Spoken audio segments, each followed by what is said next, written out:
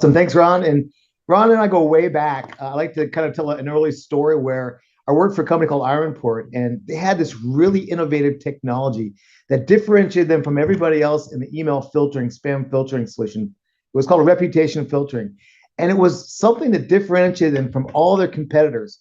And that's why I came to Arm Cyber. We have something different than any other ransomware solution out there today. I'm not here to sell you anything as much as hopefully making you think about what is your resiliency plan for ransomware if it enters your network. I came over from Sentinel One. I've got a lot of experience, 25 years in the security space. Sentinel One's got a great product that we augment. We're going to talk about that here in the next couple of slides. So I know you all know what ransomware is, and I know you know it comes many flavors and colors. But there's quite a few focused healthware ransomware groups. You may have heard of Lockbit, Clop, Medusa, Resita, Black Suit, and even one called Big Game Hunting, which is actually a ransomware as a service. There are actually a ransomware as a service group out there where the bad guys will go, hey, I need something custom made to go after a hospital, this specific hospital. And they'll do the phishing campaigns. They'll do everything for them. They'll customize a zero-day attack so that it will most likely get through some of your EDR vendors that are out there. And then what are you going to do? What is your resiliency plan at that point? So the definition for ransomware, according to this definition here, is that it's software designed to block access to a computer system until a sum of money is paid. So this is usually done via, they encrypt the data or exfiltrate the data, and then they send you a ransom saying, you better send me 5 million in Bitcoin or some other non-traceable payment, at which point they will or will not give you the decryption keys. But even if they give you the decryption keys, it could be a long, arduous process, and there's no guarantee they will at all. Regarding the healthcare vertical, ransomware attacks, they're not even really a white-collar crime anymore. It's life-threatening. They're going to attack your medical devices and can bring your business to a grind and actually be life-threatening to your patients. So what are they doing? How are they getting in? How are they affecting your machines? Their goal is to infiltrate your network, encrypt sensitive data, patient data specifically, steal that PHI, and then disrupt your business, and then demanding the large ransoms. Because of the very nature of your business being healthcare, it's a high value target because they know that they can ransom you and you're forced to pay the money. So let's talk real quick about resiliency. The definition of resilience is the capacity to withstand or to recover from difficulties or attacks. So a ransomware resiliency plan is what I want to talk about today. How is your organization able to withstand and recover from ransomware attacks, even with your solutions in place, like EDRs, backups, and so forth? So I'd venture to say that every one of you listening to me right now, you already have an antivirus or EDR solution like CrowdStrike, SentinelOne, or Microsoft Defender. These are all great solutions, and they're needed. I'm not going to tell you I want to replace these solutions. I want to tell you I want to give you a resiliency plan in the event, because nothing's 100%, that if something does get through them, or something does corrupt your backups, or something's not configured properly, you have a backstop plan, really. So I'm going to double click on building a ransomware resiliency plan over the next few slides.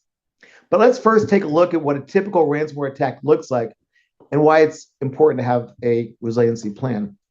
You can see up here some common warning signs of a ransomware attack. Ransomware can enter your network in so many ways. I mean, there are thousands of ransomware variations out there, especially with these ransomware as a services that are out there. They'll customize one just for you for a higher probability of getting through your EDR. They'll already know what your EDR is most likely when they use this service. And so it's very simple for some of these RAS solutions to bypass your EDRs and then get in there and fester. So once the ransomware gains access to machines and does it so many ways, it's going to spread throughout your network, infecting as many as they can. From a phishing attempt to a vulnerability in the operating system or applications to an infected thumb drive or illegitimate download site. Once a ransomware enters one machine, it gets to work. The healthcare vertical is one of the top 3 highest targeted verticals because that's where the money is. Ransomware targets that data, the user credentials, the PHI, the insurance information, the EDR or other healthcare data electronic data, medical records, and then it encrypts that information. So your business cannot run without this data, obviously. So it's critical to not only protect it, but also disable it from being, or if it's encrypted or exfiltrated, a means to hide that data, a means to decrypt that data so that it can't be exfiltrated, and or if it is encrypted, you have a means to recover from. I don't mean to put a spotlight on anyone, because this could be any one of your hospitals or healthcares out there. The bottom line is 67% of healthcare organizations were hit by ransomware in 2024. That's up from 60%. And of those, 95% of those ransomware attacks attacked the backups as well. It's shocking to know that 53% actually paid the ransom. And when you get into the numbers here in a little bit, you'll see that's just the start of the costs. So on the next slide, the need for a ransomware resiliency plan. Most organizations don't even have don't have any resiliency plan for that matter, or for that matter, a ransomware solution besides their EDRs. So instead of relying on EDRs and backups to protect against ransomware, I want to talk about what Armed Cyber does. So, but first, do you know how your organization would withstand or recover from the following? 1, 2, and 3. Your EDR is bypassed, or it just misses the attack. Because again, nothing is 100%. As good as Defender is, and CrowdStrike, and SentinelOne, and Cylance, and all these other vendors out there, nothing is 100%. So what is your resiliency plan when a ransomware gets through? A common response is, well, I got backups. That should be okay, right? I just restore from backups. It's simple. I got the data. That's what I have backups for. Well, as I mentioned before, 95% of ransomware attacks also go after those backups. So what if your backups are now compromised? Now, how will you restore your data? Even if you do have the backups, how current are they? Or did you get that every machine because a few of them were offline or missed the window to do the backup? And if that data is old, how relevant is it? So that's, even in a perfect world, though, even if you do have the backups, how long will it take to restore one machine? Okay, how about 10 machines, 100 machines, thousands of machines? The average ransomware attack takes over 20 days to recover. So why wouldn't you have a resiliency plan? So again, if you take a look at the numbers, the two options are pay the ransom. The average ransom, this is in healthcare vertical, is a $4.4 million payout. But the average cost to recover, which is, again, takes 20 days typically to restore all your data, get your systems back up and running, all of the other costs associated with the fines, the reports, everything else, is $9.8 million. But perhaps more importantly, worse than the financial losses, is a reputation hit, an ongoing business cost. Will people trust coming to your hospital, your healthcare organization moving forward? Or will they say, you know what, they got breached, I heard some bad things? You don't want that reputation hit. So the second option, though, is as opposed to paying the ransom, and by the way, the FBI says don't pay ransoms. Well, then what are you going to do if you don't pay the ransom? If you do pay the ransom, you're a high target because it's going to be reported around the world and you're going to be a high target. So again, implementing a ransomware resiliency plan is what's needed that can withstand the attacks and recover the data. So let's talk about the Armed Cyber solution. It's the next generation resiliency solution. Okay, so say your data is there in the middle and the ransomware is trying to get in. It's going to find any way to get in, and we're going to provide a number of protections and remediation capabilities, a resiliency plan to what you already have in place, a defense in depth, layered approach. So what we're going to do is actually provide additional protection levels to prevent the ransomware from stopping. We have focused ransomware defenses that we understand what the bad guys typically do. We're updating this on a regular basis, and we're going to augment what CrowdStrike, SentinelOne, Defender, and other EDRs are going to stop. So we're going to make it better. But on top of that, we actually have a number of capabilities to make sure that they can't bypass or disable your EDR. So we're going to make your current EDR even better. So your investment therein sometimes can be bypassed or disabled. There's lots of ways to do that, but we're going to be looking for those specific attacks to prevent that from happening. We also have some Windows service protection. So the ability to see when certain DLLs or API calls are made, we're able to intercept that and block it before it starts the attack. One of the coolest features I want to talk about, and when I talked about next-gen technologies, is our ghosting technology, okay? So what this is, it's unique to us. Nobody else is doing this. We have the ability to have a rootkitted file partition that's going to be able to allow you to store files in. So think about your database files. Think about your Microsoft, your email files. Think about files where applications know where to get the data. It's basically a hidden partition on your regular file system that we rootkit a file driver to hide it from everybody else. Unless you know the specific directory name, you're not going to be able to get to it. And so we can actually customize that based upon what you want to call them and be able to store files there.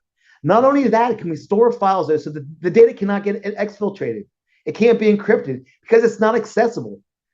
But then on the flip side, you want to have files accessible to your users so they can do file open and see right there and go do that. So we actually cover those files as well by doing a shadow copy.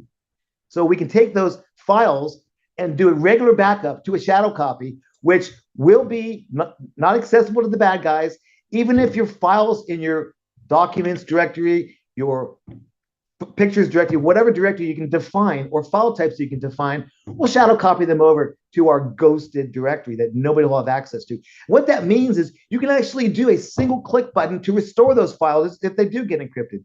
Gosh, you know what? I'm getting ahead of myself. I wanted to focus on just the ghosting directory for storing files so they can't get exfiltrated. The second thing we do, though, is the last thing I wanted to talk about was remediation, but I get so excited I let the cat out of the bag. But the second really cool thing we do from a resiliency perspective to block the ransomware, if it does get through your EDR, if it does get through our prevention techniques, and it starts doing things like accessing our decoy files. Oh, decoy files, we put these out there so that if anybody does access these files, nobody should because we just created them as decoy files. Well, then if they are getting accessed or encrypted or deleted or moved or whatever, we know something's going on and we can block that from moving further. So we can stop that process, stop that application, make it aware to all of our other agents on the network so that they can't run that also, and it stopped its tracks. Likewise, file entropy analysis. So this is monitoring the file types, the extensions, and the way the data is supposed to look for an Excel spreadsheet should look like this. All of a sudden, we can tell it's being encrypted for a variety of reasons through file entropy analysis, and we can, boom, block it, stop it, prevent it from happening again. But then you've now had a couple of files potentially encrypted. Or say it even got through our decoy files or our entropy analysis and our blocking and your EDR, and it actually did get to encrypt a number of files. That's where our remediation solution comes into play. We're able to leverage that secure hidden partition that we shadow copy over. And by the way, it works on Linux just as well as it does on Windows. So feature parity across both, and Mac coming soon. You're able to restore those files on a single click of a button. Now, if you think about a backup, how hard is it to restore from backup? Tens or hundreds of machines. From our SaaS admin GUI, click a button, it restores the files, and you're back up and running in seconds, not days, not weeks, and perhaps most importantly, not without any professional services. So again, it's done very simply, elegantly. It's a very lightweight endpoint agent that augments your existing EDR and your existing backup solutions as a resiliency plan. What are you going to do when your EDRs, AVs, backups don't give you 100% prevention? So one more slide I want to just talk about real quick is basically a defense in depth, layered security approach, zero trust model. If you have SentinelOne, CrowdStrike, it doesn't matter which EDR you have. We run very lightweight, looking for specific things to augment your legacy protections that SentinelOne, CrowdStrike, Defender, and others use. We're going to provide that preemption capability with enhanced ransomware protections, hardening your EDR client, providing protection from data exfiltration, using the decoy files and file entropy analysis to block, and then to remediate. That's what we're going to provide by doing a defense in depth, layered approach that Armed Cyber gives you, building your ransomware resiliency solution. So again, in summary, I hope you guys will give me a chance to add Armed Cyber to your technology stack, and you're implementing a more sound ransomware resiliency solution. So would love to schedule a follow-up demo with you guys. We do free POCs.